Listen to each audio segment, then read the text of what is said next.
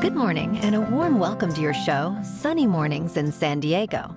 We're the daily podcast that gets you started on the right foot and always with a positive vibe. I'm your host, Melissa, and it's Thursday, January 25th. You'll be interested to know, tonight is Burns Night. It's a time to enjoy Scottish traditions and celebrate the renowned poet Robert Burns with a classic combination of haggis, neeps, tatties, some reciting of poetry, and maybe even a warming dram. It's also an opportunity to celebrate Scotland's enduring legacy of creativity. Robert Burns wrote the well-known poem Auld Lang Syne, which everyone sings at midnight on New Year's Eve. Now let's check out the weather in the San Diego area. This morning it's cloudy and 54 degrees, with just about no wind. Tonight the sun will set at 5:14 p.m., and it will rise again tomorrow at 6:47 a.m. It looks like we're in for a day of clouds and showers. It will be mostly cloudy with a high near 64 and variable wind 5 to 10 miles per hour in the afternoon. Chance of precipitation is 20%. Tonight, mostly cloudy with a low around 50. In the surf report, expect a lively west and west-northwest swell with waves ranging from waist to chest and occasionally head high. Morning conditions are prime, with light offshore wind shifting to gentle onshore in the afternoon. The swell continues Thursday, favoring structured spots. Keep an eye out for a new swell starting Sunday, promising a refreshing boost. In Pacific Beach and South San Diego, it's looking 4 to 5 feet and fair in the morning, with clean conditions in the afternoon. The first high tide Thursday will be 6 feet around 8:30 a.m., with a -1 foot low tide at 3:30 p.m. The nearshore buoy at Scripps in La Jolla reads 60 degrees for the water temperature. This weekend, the Santa Anas are rolling in. We'll see sunny and pleasant weather on Friday with a high near 69 degrees and breezy conditions. The night will be clear, cooling to around 50 degrees. Saturday brings more sunshine with highs gradually reaching 74 by Sunday. Sounds good to me. Bonjour, food enthusiasts. This podcast is brought to you by Versailles Cafe and Pastries in Encinitas. Nestled on El Camino Real South, just north of Encinitas Boulevard, this cafe is a haven for culinary delights. Indulge in their amazing Eggs Benedict or their gluten-free crepes. You can grab a panini for lunch or just breeze on through to get your morning coffee. They are open every day from 8 to 5. So stop on by and don't forget to tell them Sunny Morning sent you. In top news, in a groundbreaking development, gene therapy has enabled several children with inherited deafness to hear. A recent study in China documented significant hearing restoration in 5 out of 6 treated children. Similarly, the Children's Hospital of Philadelphia reported improved hearing in an 11-year-old patient. These therapies currently target a specific type of deafness caused by mutations in a gene responsible for the otopherlin protein in the inner ear. The procedure involves a one-time delivery of a functional copy of this gene. Most patients experienced a substantial improvement, with hearing levels reaching around 60 to 70% of normal, without major side effects. While these results are promising, they also raise ethical considerations, especially within the deaf community.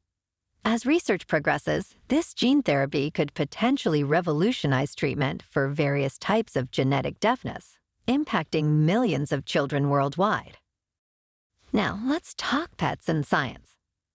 Pets, like cats, dogs, and even parrots, are at risk of catching illnesses from their owners, a phenomenon known as reverse zoonosis, according to a new study. This discovery highlights that diseases are not just transmitted from animals to humans, but can also be passed the other way. Examples include swine flu, COVID-19, and tuberculosis. Reverse zoonosis is particularly concerning because of the frequent mutation of RNA viruses, like flu and COVID-19, enabling them to jump species more easily. The study emphasizes the importance of veterinarians considering human illnesses as potential sources for animal sickness. It also raises concerns about the role of animals in amplifying epidemics, such as pigs being able to mix human and bird flu, potentially leading to new pandemics. The authors suggest avoiding close contact with pets when ill, especially with flu or COVID-19, to prevent the spread of diseases. In business news, Netflix's shares soared over 10% following a strong fourth-quarter earnings report. The company's revenue reached $8.83 billion, exceeding the estimate.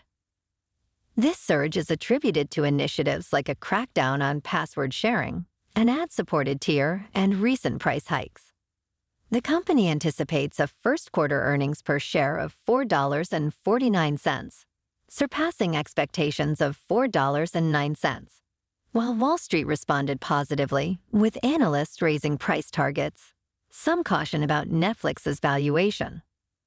Concerns include the sustainability of subscriber growth as the password-sharing crackdown concludes. MoffettNathanson and Deutsche Bank analysts, while recognizing Netflix's industry dominance, advise caution, suggesting the current growth may not be long-term. This caution reflects the potential market impact of increased subscription prices and the nearing completion of password-sharing interventions. Crypto is still having a rough week. Bitcoin has dipped to $39,800, Ethereum is at $2,200, and Solana is $87.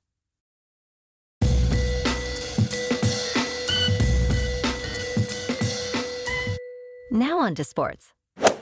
Jim Harbaugh is set to leave Michigan for a new challenge as the head coach of the Los Angeles Chargers. This move comes after a successful 9-year stint with Michigan, highlighted by a national championship this year. Harbaugh's coaching prowess was previously demonstrated with the San Francisco 49ers, leading them to a Super Bowl appearance. His connection to the Chargers dates back to his playing days in 1999 and 2000. The Chargers, seeking rejuvenation after a 5-12 season under Brandon Staley, looked to Harbaugh to leverage his experience and build around quarterback Justin Herbert. Meanwhile, Michigan faces the task of finding a successor with offensive coordinator Sharon Moore, a familiar face and interim head coach during Harbaugh's suspension last year, emerging as a top candidate. Harbaugh's departure marks the end of an era for Michigan and the beginning of a promising chapter for the Chargers. In the NBA tonight, the Lakers are at home to take on the Bulls. And last night in the NHL, the Kings at home lost to the Sabres 5-3. And tonight, the Ducks are on the road to play the Stars. Moving on to a more local vibe. In our community spotlight on health and wellness, we are working with a national Pilates studio to bring you some free classes, so listen up. Check out Club Pilates, with several locations in the San Diego area.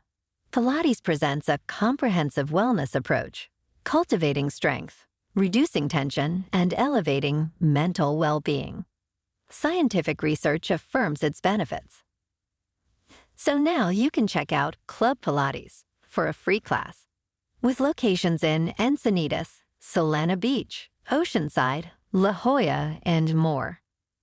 Just be sure to tell them Sunny Morning sent you by. And now, back to the show. In local news, Philmar, moving towards a new ordinance for short-term rentals, has recently directed its approach to include key issues such as a citywide cap and preserving existing rentals. The council agreed on several elements, including limiting rentals to primary residences, setting a citywide cap at 129 new rentals, and implementing a 3-night minimum stay. They also plan to impose a transient occupancy tax. A significant point of discussion was the accommodation of existing rental operators, leading to the decision to allow them to continue until property ownership changes. Initially, a 5-year compliance period was proposed, but this met resistance from current owners, leading to the adjusted approach. The council's decisions aim to balance the need for regulation with the city's history of attracting visitors for local events. The ordinance, still in development, will undergo further reviews before implementation. And in entertainment news, actor Mark Ruffalo's life took a dramatic turn in the early 2000s when a prophetic dream led to the discovery of a brain tumor. Ruffalo, known for his role as Bruce Banner, had a dream so vivid and clear that it prompted him to consult an on-set doctor while filming The Last Castle. His dream's message was straightforward.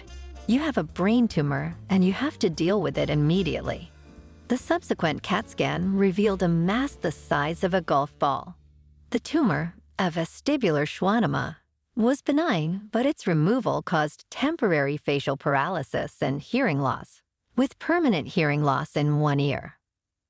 Interestingly, Ruffalo chose to delay telling his wife about the diagnosis until after the birth of their first son. His wife's emotional reaction underscored the gravity of the situation.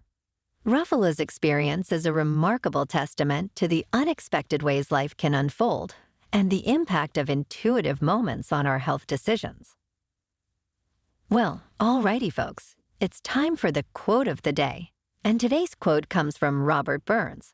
And aside from his New Year's Eve song, he also said, "Your powers wha mak mankind your care, and dish them out their bill of fare. Old Scotland wants none of your skinking ware that jops in luggies. But if you wish her grateful prayer, gie her a haggis." And that's a wrap for this morning. Remember to stay tuned tomorrow for more news and updates. Have an amazing day, my good friends.